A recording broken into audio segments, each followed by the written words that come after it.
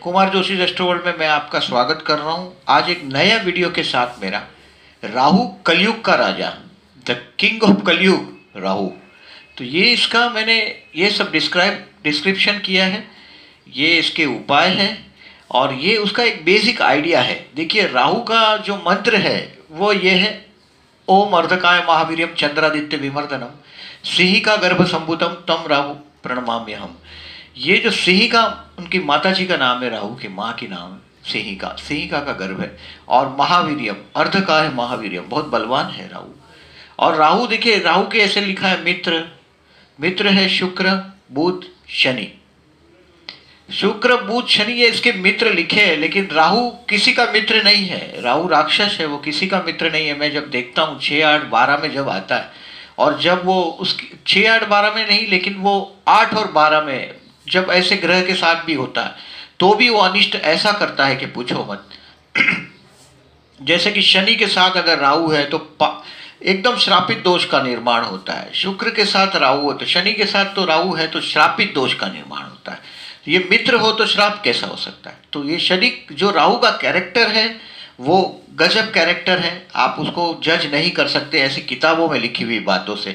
देखिए सम गुरु का लिखा है, सम यानी कि गुरु के प्रति ये न तो इसकी लिमिट ही नहीं है, गुरु के साथ उसकी दादागिरी नहीं चलती। यानी कि धनु राशि गुरु का घर है, यहाँ राहु नीच हो जाता है, नीच नहीं हो जाता, वहाँ कुछ नहीं कर सकता, कमजोर हो जाता है। और राहु का कुंडली में कमजोर होना कभी कभी जरूरी होता है, लेकिन राहु अगर मजबूत है तो सब कुछ दे सकता है। कलयुग का जो राजा है वो राहु है। और मैं ये वीडियो में सिर्फ आपको ये सब डिस्क्राइब करता हूँ, फिर नेक्स्ट वीडियो में मैं आपको ये डिस्क्राइब करूँगा कि कौन से स्थान में कोशिश करूँगा कि अगर ये शॉर्ट में हो जाए तो मैं इस तरह से कर पाऊँ आपको कि नेक्स्ट वीडियो पे जाना ना पड़े, ये भी कोशिश करूं। और अगर जो टाइम ज़्यादा हो गया तो मुझे डेफिनेटली दूसरे वीडियो पे यानी कि पार्ट 2 पर जाना पड़ेगा।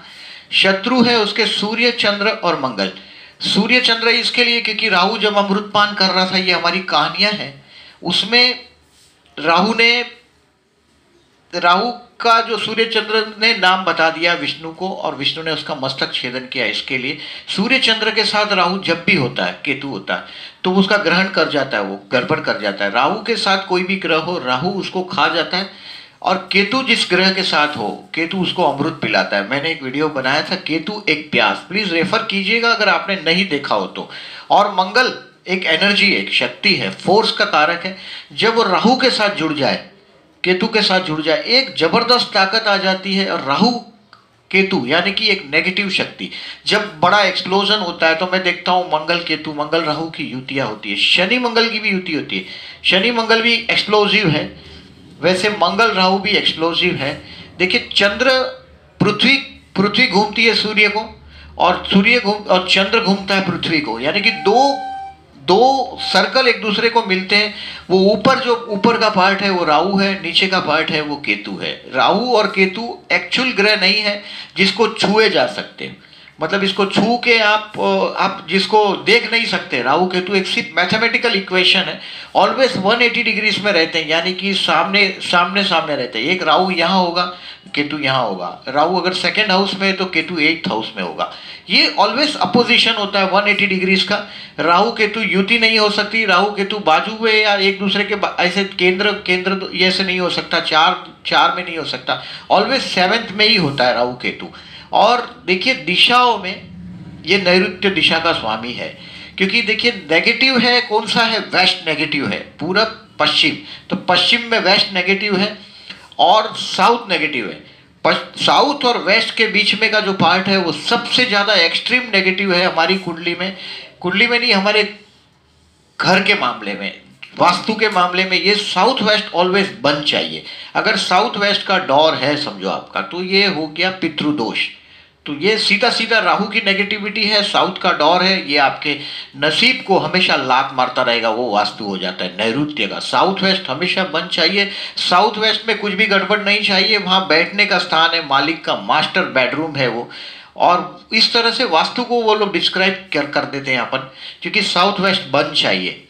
अभी गोचर में देखिए, इट इज 3, 6, 9, 10 एंड 11। अभी किताबों में 3, 6, 10 और 11 ही लिखा है, 3, 6 और 10 और 11 लिखा है, लेकिन मैंने 9 भी लिखा है। भाग्य का राहु है वो, भाग्य के लिए देखिए ये लाइन में नहीं बैठेगा, ये जो क्यों लगती है, दानवों की जब क्यों लगी, देवों की क्यों लगी, माया कर दिया विष्णु ने। और ये राहु ऐसा है कि ये अपना अधिकार छीन के लेगा, मांगने को नहीं बैठेगा।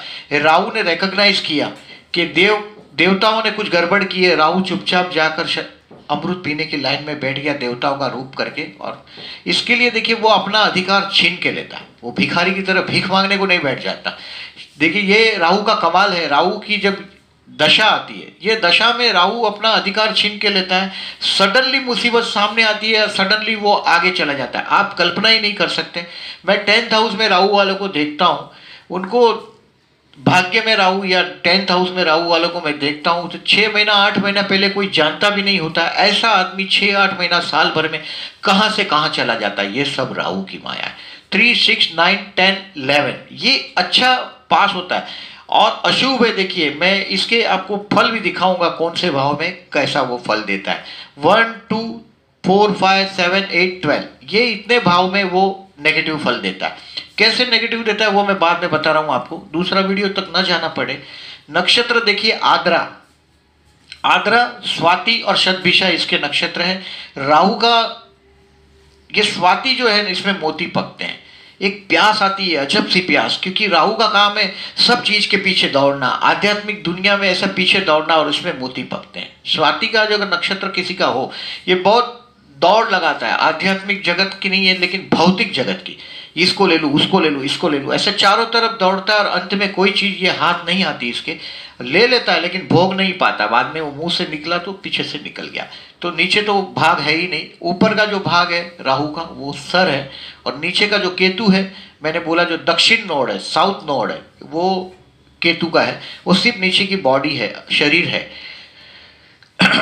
और देखिए आद्रा, स्वाति और शतभिषा इसके 3 नक्षत्र है। इस नक्षत्र में जब कोई ग्रह आता है, आद्रा नक्षत्र में जब राहु जैसा गुरु जैसा ग्रह आ जाए, छोड़ता ही नहीं राहु उसको, ध्यान में रखिएगा। कभी भी किसी का निसंतान होते हैं उनके नक्षत्र, उनके देखिएगा पंचमेश देखिएगा, लॉर्ड ऑफ द 5th देखिएगा, पंचम स्थान का स्वामी अगर आद्रा, स्वाति या शतभिषा में है, राहु के नक्षत्र में है, कहीं ना कहीं संतान से डेफिनेटली प्रॉब्लम देता है। ये एक्सपीरियंस बता रहा हूं मैं आपको कि ये राहु किसी को नहीं छोड़ता।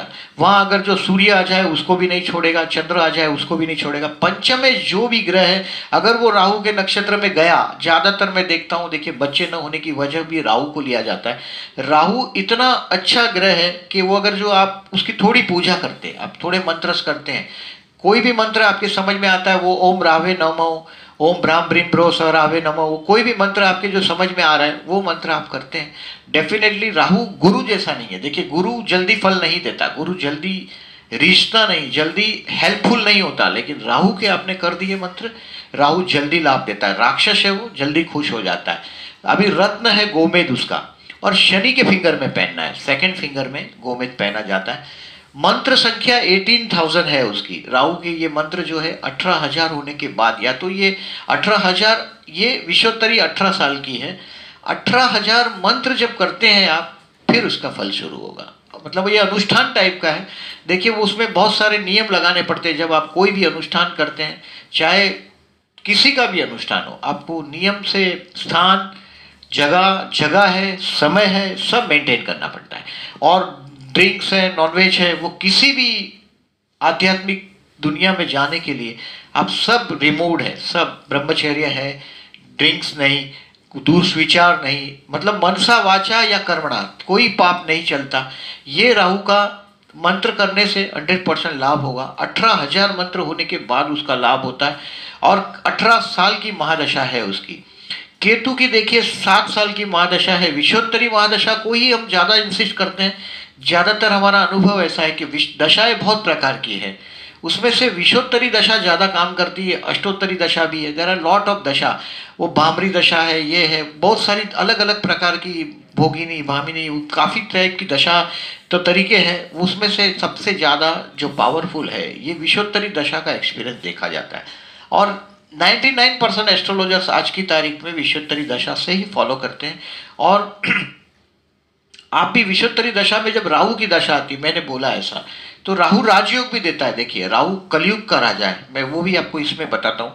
पहले राहु के बारे में जो मैं अपना जो ये अनुभव है वो थोड़ा शेयर करना चाहता हूँ। ये राहु भौतिक संपत्ति के पीछे अंधी दौड़ लगाता है। जो मतलब मैं ये ले लूँ वो ले लूँ, इसके पीछे दौड़ता है उसके पीछे दौड़ता है, हाथ में अंत में कुछ आता आता है तो वो उसको भोग नहीं पाता, वो दूसरों के लिए हो जाता है। दुनिया में जितने तरह के पाप है वो सब पाप का कारक, चीटिंग का कारक, जहां भी पाप होता है, चीटिंग होता है, फ्रॉड होता है, जुआ खेलते हैं लोग, वो जुआ का कारक भी राहु है। गुप्त धन का कारक भी राहु है। अगर जो आपको गुप्त धन चाहिए तो राहु अच्छा होना चाहिए कुंडली में। देखिए दुनिया के हर प्रकार के नशे, कोई भी प्रकार का नशा, छोटे से छोटा नशा लेके बड़े से बड़ा नशा तक, ये राहु जो है शुक्र के साथ बैठ जाए तो ये आदमी नशे का वो शौकीन हो जाता है। धन स्थान में राहु हो तो इंसान नशे, मतलब अभक्ष्य पदार्थ। देखिए राहु सेकंड हाउस में होता है तो राहु कोई नियम को नहीं मानता, कानून को न मानने वाला राहु है। राहु सेकंड हाउस में होता है तो इंसान दारू भी पीता है, मतलब अभक्ष्य चीज खाता है, न खाने वाली चीज खाता है, अभक्ष्य पदार्थ पीता है, यानी कि राहु को नशे से संबंध आता है। लॉर्ड ऑफ द लग्न, अगर जो लग्नेश आपकी कुंडली में राहु से ग्रस्त है और 6, 8, 12 में बैठ गया, 6 में तो ठीक है, फिर भी ठीक तो इतना नहीं है। 6 में राहु के लग्नेश, 6 के साथ 6 में जाना और राहु के साथ जाना, 6, 8, 12 में लग्नेश समझो कि गया है, ये अच्छा नहीं है। डेफिनेटली आदमी को नशे में धूर्त रखता है। अगर शुक्र जैसा ग्रह अगर 6, 8, 12 में राहु के साथ है, चंद्र के साथ है तो बहुत डराता है। चंद्र के साथ का उसका वो कंडीशन है, वो थोड़ा डिटेल्स में फिर से बताता हूँ।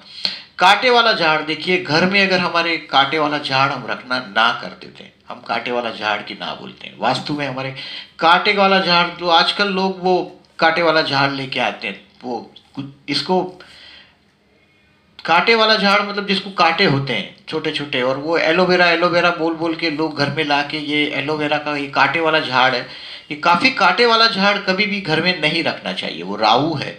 घर में जो कॉर्नर है आपके वो एकदम अंधेरा हो, कॉर्नर हो, वहाँ भी राहु वास करता है। राहु का वास अंधेरे में होता है, कॉर्नर में होता है। शनि का भी वैसा ही है। राहु शनिवत है और केतु मंगलवत है। केतु का फल बहुत, केतु जहाँ भी रहेगा जख्म भी देता है। केतु को मंगल जैसा ग्रह माना जाता है, राहु को शनि जैसा ग्रह माना जाता है। केतुवत मंगल है और राहुवत शनि। अभी कांटे वाला झाड़, आपके घर में जो टीवी है वो भी राहु है। देखिए माया है, माया भी है वो। आप कोई कोई टीवी सीरियल में देखते हैं अचानक राक्षस यहाँ दिखता है, अचानक यहाँ दिखता है, यहाँ दिखता है, तो राहु अपना, आप उसको जज ही नहीं कर सकते। वो छल करता है, कपट करता है। टीवी में जो दिख रहा है हमको पता है अच्छी तरह से इसमें वो कैरेक्टर है ही नहीं, लेकिन वो कपट है, वो छल है, वो दिख रहा है। वो फिर तो ऐसा वो पिक्चर जो कोई कोई सीरीज में बताते हैं कि वो राक्षस को मारने जब देवता आते हैं तो वो कभी राहु राक्षस यहाँ दिखता है, कभी यहाँ दिखता है, कभी यहाँ दिखता है, तो ये छल कपट वाला है। और टीवी जो हमारे घर में है वो राहु है। हमारे जेब में जो मोबाइल्स है वो राहु है। ये एक्चुअली भ्रम निर्माण करता है, सपने दिखाता है, झूठ, चीटिंग, फ्रॉड, बोगसबाजी, जुआ। अभी हमारे पिता के पिता है, दादाजी, उसको राहु से संबंध है। दादाजी को मतलब ये अगर जो हमारे पंचम स्थान में राहु है, इसका मतलब देखिए इसको पितृदोष बोल देते हैं। पितृदोष इसके लिए क्योंकि ये दादाजी हमारे पिता के पिता। देखिए मैंने ज़्यादातर 5th हाउस में राहु वालों के पिता का जो मैंने जीवन को कनेक्ट करने की कोशिश की है, काफ़ी हद तक वो राइट आता है। तो दादाजी का जो बात है पिता के पिता का, फिर राहु को हमारे ससुर पक्ष से भी संबंध है। मतलब जो ससुर है हमारे, वो उसका जो मैरिज लाइफ का जो स्पाउस के परिवार वाले हैं, ससुर का पूरा पक्ष है, वो सारे राहु में आते हैं। परदेश राहु के लिए सबसे अच्छी बात है, देखिए परदेश से संबंधी है। मैं देखता हूँ 7th हाउस में राहु है, ऐसे लोग परदेश से रिलेटेड होते हैं। कर्मस्थान में राहु है, ऐसे परदेश से रिलेटेड होते हैं। क्यों होते हैं? क्योंकि कर्मस्थान तो राहु है ही, यानी कि इसको मलेच्छ है, जो मलेच्छ है उनसे ये परदेश से, राहु मलेच्छ है और परदेश से संबंध रखता है। यानी कि जो ओवरसीज कम्युनिकेशन के जो कामकाज है उसमें है, फॉरेन के बिजनेस है, इंपोर्ट एक्सपोर्ट है, वो सब पर राहु का कंट्रोल है। राहु जब 10th हाउस में हो, राहु 7th हाउस में हो, 7th हाउस इसके लिए क्योंकि 10th हाउस से 10th हाउस काउंट करेंगे तो 7th हाउस आता है। राहु 7th हाउस में भी परदेश से संबंधी करता है। 7th हाउस में आया, देखिए 10th हाउस में आया हुआ राहु कोई नियम नहीं मानता। अपने अधिकार के लिए अगर उसको अगर अपना बर्थ प्लेस भी छोड़ना पड़े, कहीं दूर जाना पड़े, तो वो परदेश तक निकल जाने के लिए तैयार हो जाता है। राहु के 10th हाउस में परदेश तक जाते अपना अधिकार छीन के लेने वाला वो राहु 7th हाउस में जब आता है, राहु नियम को नहीं मानता, वो नियम के हिसाब से वो किसी भी औरत या आदमी अगर के साथ सेक्स संबंध बंधा सकता है, क्योंकि वो मैरिज लाइफ के लिए कोई नियम मानने वाला राहु नहीं है। इसके लिए वो 7th हाउस में इस तरह का रिजल्ट देता है। मैंने बताया कि आपको अभी 7th हाउस का जिक्र किया था। 12th हाउस में राहु है तो मैंने ज़्यादातर देखा है कि वो भी मैरिज ही करना जरूरी नहीं समझते। आप विवाह किए बिगर ही सेक्स संबंध करने वाले लोगों की कुंडली में मैंने बहुत बार राहु 12th हाउस में देखा है। और दूसरी बात, जो मैं यूरोप के कभी कभी कुंडलियाँ कभी कभी मेरे रेफर में आती है, तो उसमें जो 12th हाउस में जिसके राहु है, इनको या तो ट्रांजिट से जब जाता है तो ये लिव इन रिलेशनशिप में आ जाते हैं, क्योंकि राहु को तो कोई कानून मानना ही नहीं है, न सेक्स एंजॉय करने के लिए, न तो कोई काम करने के लिए। तो सेक्स एंजॉय करने के लिए राहु ऐसे नियम में मानता नहीं। तो ये राहु का वो 12th हाउस का रिजल्ट पूरे दुनिया में जहां जहां जितने कत्ल खाने हैं, स्लॉटर हाउस है, उसका कारक राहु है, क्योंकि वो निर्दय है। राहु का जो दंड है, राहु का जो एक्ट है, वो एकदम निर्दयी स्वार्थी राहु, जिसको जरा भी दया ना हो। जहां जहां दुनिया में हत्याएं होती है वो जगह है राहु के अंडर में। यानी कि 10th हाउस में राहु हो, ये कत्ल खाने के मालिक भी हो सकते हैं। सप्तम में राहु हो, कत्ल खाने के मालिक हो सकते हैं। ऐसी चीज़ों से जो जो मतलब कभी कभी देखो, ये फैटी यानी कि ये जानवरों की चर्बी बेचते हैं, हड्डी बेचते हैं, उनका चमड़ा बेचते हैं, इसका व्यवहार करते हैं। डेफिनेटली चमड़े को शनि से संबंध है, लेकिन क्रूअलिटी जिसकी कत्ल करते हैं, मारते हैं, जल्लाद है जो मारने वाला, कत्ल करने वाला, जो इसको क्या बोलते हैं, इसको खाटकी बोलते हैं, वो सब ये राहु के अंडर में आता है। स्मशान जो है वो भी राहु के अंडर में आता है।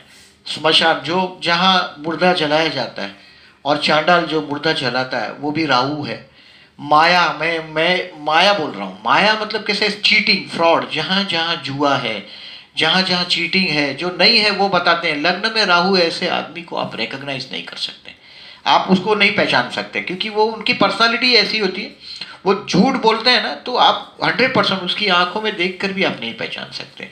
और राहु का देखिए, वापस एक चीज याद आ गई कि जेमिनी, मैं फिर से आगे चलूंगा, मिथुन और कन्या राशि राहु की फेवरेट राशि है, क्योंकि वाणी से बातें कर करके राहु माया फैलाता है, झूठ बोल बोल के।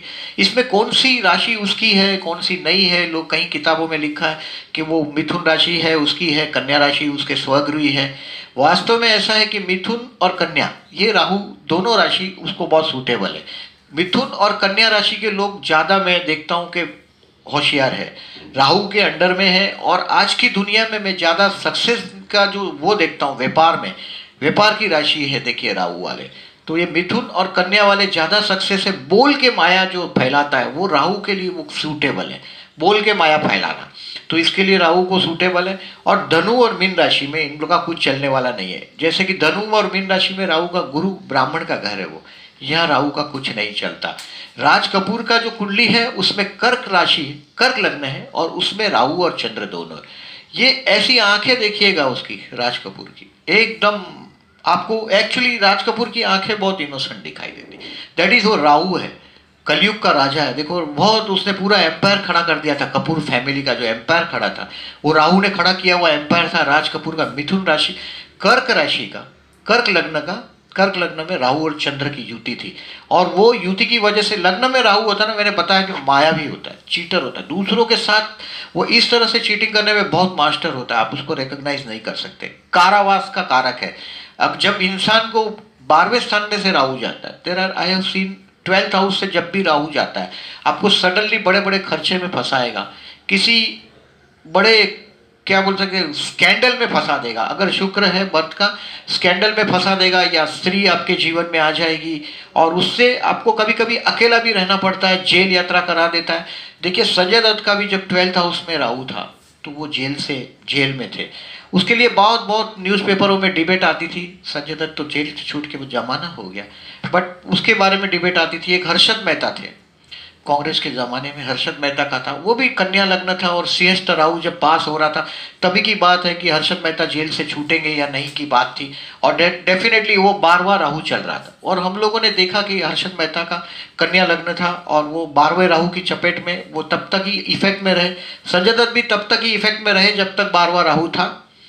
अभी देखिए भूत पिशाच, चंद्र के साथ जब राहु जैसा ग्रह जुड़ता है, ये भूत पिशाच का कारक है, क्योंकि स्मशान से उसका कनेक्शन है। राहु स्मशान से कनेक्टेड है, भूत पिशाच का उसका कनेक्शन आता है। अगर चंद्र के साथ हो तो इंसान को भूत पिशाच भी दिखाई देता है। आत्महत्या का कारक है, अगर जो लग्नेश राहु के साथ है तो इंसान को आत्महत्या का विचार आता है, और वो विचारों पर कोई कंट्रोल नहीं। 6, 8, 12 में नहीं होना चाहिए, अष्टम में है तो भी नहीं होना चाहिए। अभी देखिए राजकारण, पॉलिटिक्स में मैंने बताया आपको 10th हाउस में राहु, जिसको 10 में, दुनिया उसकी बस में। राजकारण में ये राहु का काम है, अपना स्वार्थ सिद्ध करके आगे बढ़ने वाला जो कारोबार है वो राहु का कारोबार है। सिर्फ माया फैलाना, सिर्फ बातें करना, मिथुन और कन्या की कृपा, सिर्फ बातें करना और आगे बढ़ जाना, वो काम राहु को बहुत अच्छा फलदायी होता है। और बाद में कुछ भोग नहीं पाना, सब छीनना, झूठ के सब जमा करना, वो राहु का काम, और बहुत वैभव देता है। कलयुगी वैभव का जो कारक है, कलयुग का जो राजा है वो राहु है। आपके जेब में मैंने बोला ऐसा मोबाइल, राहु है। अगर खाने में देखिए फूड पॉइजन होता है, आपके धन स्थान में, अष्टम स्थान में अगर जो राहु है, आपके मृत्यु का कारण फूड पॉइजन हो सकता है। आपकी एक बीमारी हो और दूसरा इलाज होता है, उसका कारण भी राहु है। यानी कि आपकी अगर जो 6वें स्थान में राहु जाता है, ये लोग बोलते हैं 6th हाउस में राहु अच्छा है, लेकिन राहु की मैंने 6th हाउस में भी वो नेगेटिविटी देखी है कि 6th हाउस में आप बीमार एक होते हैं और आपका इलाज दूसरा ही चलता रहता है। तो वो केयरफुल रहना चाहिए ऐसे टाइम में, जब 6वें स्थान से वो भ्रम निर्माण करेगा, मतलब होगा एक और दूसरा चीज आपको इलाज हो जाएगा।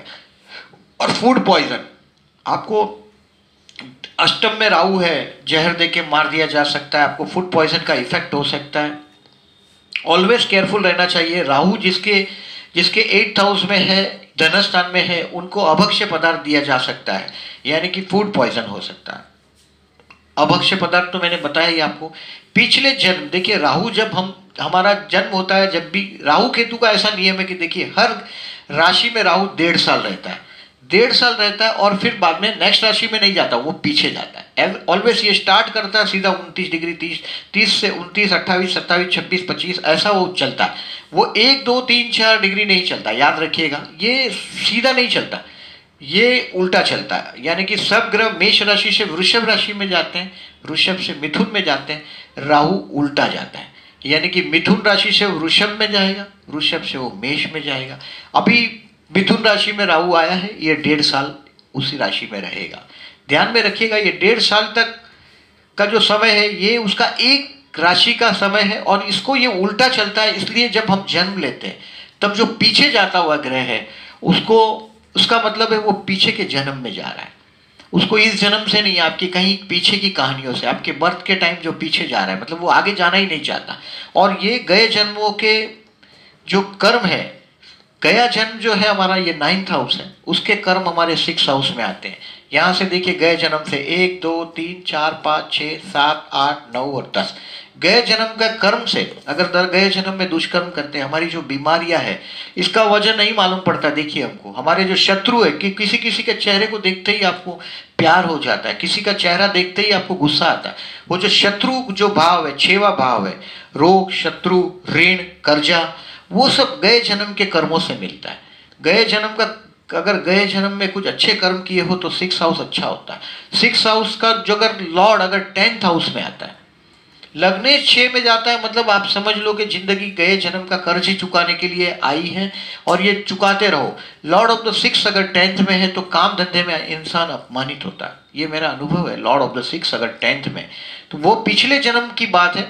राहु को पिछले जन्मों से संबंध है, जन्म जन्म से संबंध है, और राहु कभी कानून को नहीं मानता। देखिए लोग राहु के लिए टर्टल को भी सजेस्ट कर देते हैं कि टर्टल पालिए, जो पानी वाला, वाटर वाला टर्टल है या जमीन वाला टर्टल। राहु को टर्टल से भी संबंध है। जो लोग वास्तु वाले हैं ये टर्टल को रेफर करते हैं, फिर उसमें बोलेंगे थोड़ा पानी भी रखो, फिर पानी रखते हैं, फिर उस पर भी वो जूठा वाला टर्टल भी रख देते हैं कभी कभी। कुछ लोग जैनिज्म है या वो लोग नहीं मानते कि किसी जानवर को कैद करना नहीं चाहिए, तो उनको फिर वो जूठा वाला देते हैं, फिर उसमें पानी रखने के लिए बोलते हैं। उसका लॉजिक वो राहु से है। आप फिर आगे उसका तर्क समझने की कोशिश कीजिएगा। आपके चार्ट में राहु कहाँ है, राहु की दशा जैसे जा रही है, साउथ वेस्ट में कुछ गड़बड़ है, उसने क्या देख के राहु आपको टर्टल रेफर किया, ये इंटरप्रिटेशन आपको करना पड़ेगा। डिसीज में देखिए, मैंने देखा है राहु कैंसर जैसे डिसीज का कारक है।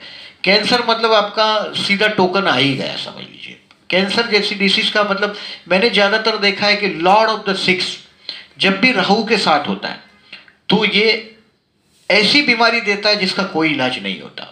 देखिए लॉर्ड ऑफ द सिक्स, मैं फिर से बता रहा हूं, 6वें स्थान में कोई भी राशि हो, उसका स्वामी अगर राहु के साथ हो, Lord of the six, Rahu Ketu को खुद की कोई राशि नहीं है, वो जहां बैठते हैं वहां के हो जाते हैं। और नंबर 2 के मैंने देखा है कि राहु का जो षष्टेश के साथ राहु होता है वो कैंसर जैसी डिसीज देता है, और वो जिस भाव में जाता है उस भाव को या उस राशि के सूचित अंक को वो ये कैंसर जैसी बीमारी देता है, डिसीज कैंसर देता है। और कैंसर के लिए जो भी, अगर समझो अभी आप ये सब राहु के बारे में जो मैंने बोला कि आप उसके लिए आपको क्या क्या कर सकते हैं, आप देखिए नवनाथ स्तोत्र आता है, नवनाग स्तोत्र, राहु के 9 नाम है, बहुत छोटा सा स्तोत्र है ये। अगर आप ये YouTube पे सर्च करेंगे तो आपको बड़ी आसानी से राहु के 9 नाम है। नाग है, राहु इज अ स्नैक, सर्पी, इसको सर्पी भी बोलते हैं, राहु को स्नैक्स है वो, और ये उसका निशान है और सिर्फ मस्तक है। इसको ड्रैगन हेड बोलते हैं, इंग्लिश में लोग ड्रैगन हेड बोलते हैं, केतु को ड्रैगन टेल बोलते हैं, नीचे का भाग है। लेकिन हमारी हमारी हमारी जो उसमें है, इसमें ऐसा है कि हम लोग राहु और केतु, केतु बराबर शब्द है, नीचे का धड़ है, ये ऊपर का सर है, तो सर और ये धड़। अभी देखिए विष्णु सहस्त्र नाम करने के लिए दूसरा उपाय दिया जाता है राहु पीड़ा में। विष्णु सहस्त्र नाम के लिए 1000 नाम है जब हम सत्यनारायण की कथा करवाते हैं। अगर आप देखिए, हम जब भी घर चालू करते हैं, कोई वास्तु करते हैं, हम सत्यनारायण की कथा करा देते हैं ताकि उस वास्तु में कोई भी राहु जैसी नेगेटिविटी हो तो वो कंट्रोल हो जाए, आपको पॉजिटिवनेस मिले। और अगर जो आप विष्णु सहस्त्रनाम अगर रोज करते हैं, आप हर बुधवार को करते हैं, अगर पाप भूमि है तो रोज ही करना चाहिए, जैसे स्मशान जैसे आजू बाजू घर हो, स्मशान हो, तो करना ही चाहिए।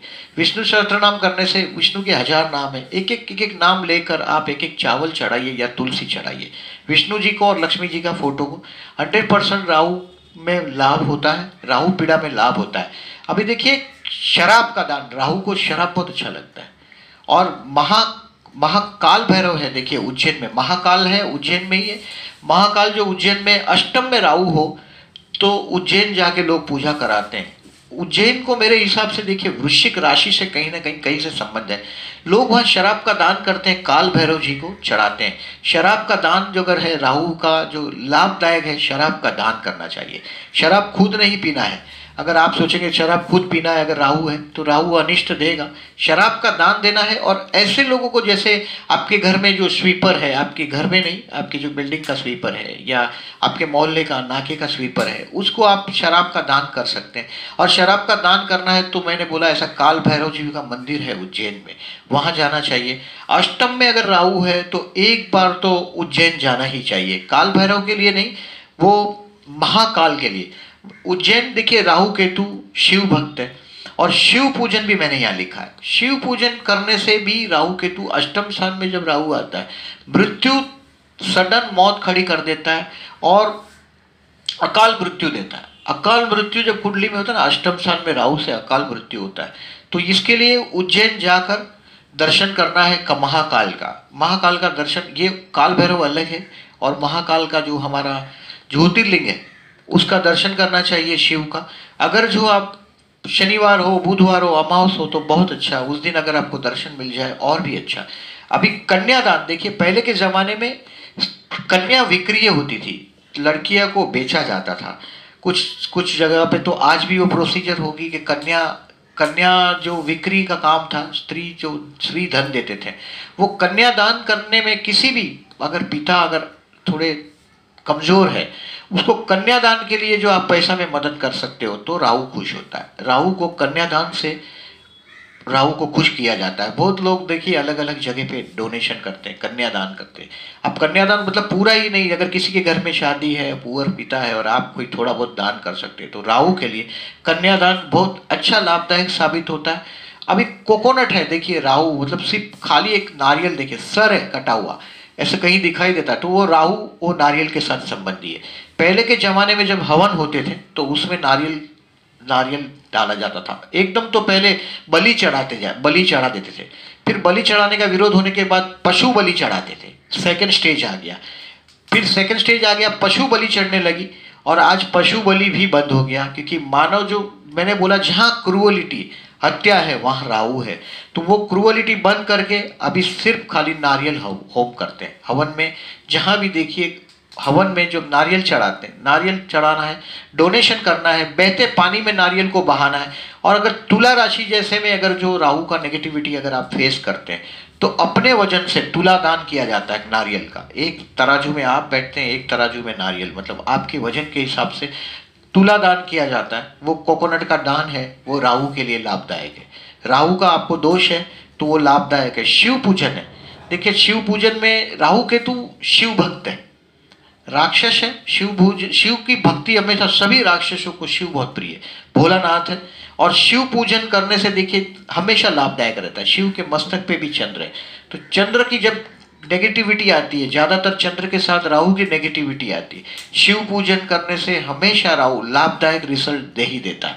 राहु का लाभदायक रिजल्ट के लिए आपके लिए शिव पंचाक्षर है।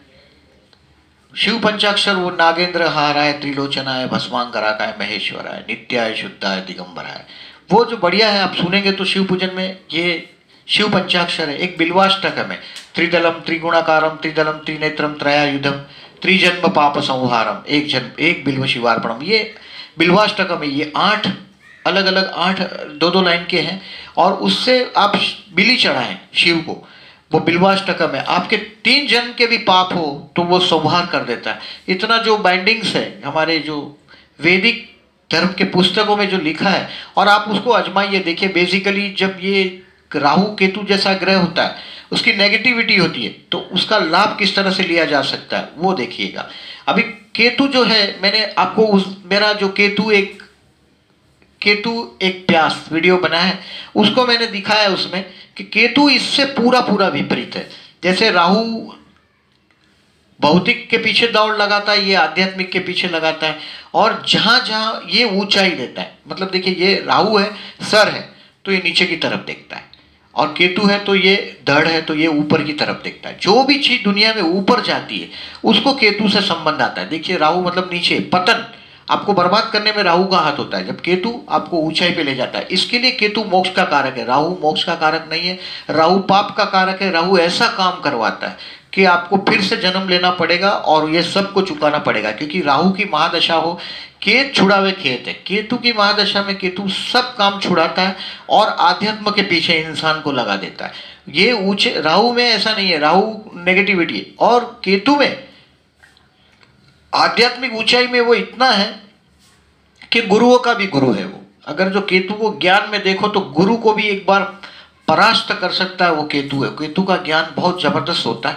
केतु को स्किन डिसीज से है कनेक्शन, आपको कोई किसी को भी स्किन डिसीज है कहीं भी तो स्किन डिसीज का कारक केतु को माना जाता है। पेट में जो कीड़े होते हैं उसका केतु को माना जाता है, जिससे कंपन होती है, ऐसी बीमारी जिससे कांपता है इंसान, शिविंग होता है, वो पार्किंसन जैसी बीमारी है, ब्लड प्रेशर जैसी बीमारी है। कंपन जो होता है बीमारियां होती केतु की, वो केतु की। नजर दोष है, देखिए नजर दोष मतलब नजर लगता है, वो केतु की दोष है, केतु का नजर दोष है। आप केतु के लिए आप अगर जो आपको परेशान हो जाते हैं, आप केतु से आप परेशान हैं, आपको पता चलता है केतु से आप परेशान हैं, और तो आपको देखिए ये सब है। उसके इलाज कंबल का दान करना चाहिए, कुत्ते को खिलाना चाहिए, चांदी का कुछ ना कुछ पहनना चाहिए, शिखा रखनी चाहिए, और गौदान। देखिए ये एकदम ब्राह्मण जैसा ही है केतु, गुरु जैसा ही है। केतु का गौदान करने से भी लाभ होता है। और एक नींबू है, वो भी आप जेब में रख सकते हैं, अपने साथ रख सकते हैं। नजर ना लगने का एक सीधा इजी सॉल्यूशन है, आप जेब में नींबू भी रख सकते हैं, गौदान कर सकते हैं। ये केतु का सब कुछ है। केतु के लिए मैं वापस ज़्यादा डिटेल्स में इसलिए मैंने नहीं बताया क्योंकि केतु का मैंने जो केतु एक प्यास मेरा वीडियो दिया है उसको मैं डिटेल्स में उसमें बताया ही है। वो परमार्थ का कारक है, असंतोष है, इनसेटिस्फैक्शन है, आपकी कुंडली में जहाँ भी हो केतु एक प्यास, वो एक प्यास दे देता है।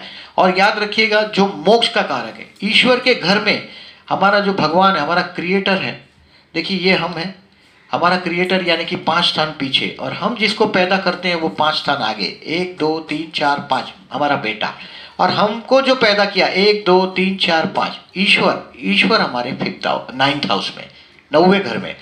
पिता यहाँ है, देखिए हमारी माँ का हस्बैंड यहाँ है, बट हमारा सर्जक है वो ईश्वर है, हमारा पिता हमारा सर्जक नहीं है, हमारा सर्जक ईश्वर है। 1 2 3 4 ईश्वर का घर है 12वां स्थान। रिमेंबर 12वें स्थान में केतु आता है, ईश्वर के घर पे जाने की जो प्रबल इच्छा है, असंतोष है, वो जागृत होता है और वैसा आदमी मोक्ष चला जाता है, क्योंकि ईश्वर के घर की प्यास जगती है और आध्यात्म की तरफ चला जाता है। लग्न में केतु इंसान बहुत आध्यात्मिक हो जाता है, बहुत रिलीजियस हो जाता है। और ज्योतिष जैसी चीजें हैं, ये ज्ञान है, ये केतु के बिगड़ भी नहीं होता। राहु का काम नहीं होता इसमें, देखिए चीटिंग बाजी वाली बात नहीं है, वहाँ केतु की बात है, केतु की बात है। आध्यात्मिकता से गुरु का गुरु है, वो गुरु का भी गुरु है। राक्षस होते हुए भी वो उसमें वो ऊंचाई है जो गुरु से भी ज्यादा ऊंचाई प्राप्त करता है। निस्वार्थ है, उसका नियम एक फिक्स है, सबके लिए वही नियम। वो इंसान देख के, गिराइक देख के पूड़ी बनाने वाला केतु नहीं है। केतु सभी से वैसा ही बिहेव करता है। इसके लिए केतु को संतों से जोड़ा जाता है। केतु अपने मित्रों से भी वैसा ही, अगर लग्न में केतु है आप देखिए उसका बिहेवियर देखिए, मित्रों से भी, शत्रु से भी, अपने सगे वालों से भी, सबसे उसके एक नियम बना लेता है केतु लाइफ के जीने के, क्योंकि उसकी अपनी बुद्धि तो वो चला ही नहीं सकता। केतु, केतु को है ही नहीं, सर ही नहीं है, नीचे का सिर्फ पार्ट है। वो जब किसी ग्रह से जुड़ता है उस ग्रह को मदद करता है।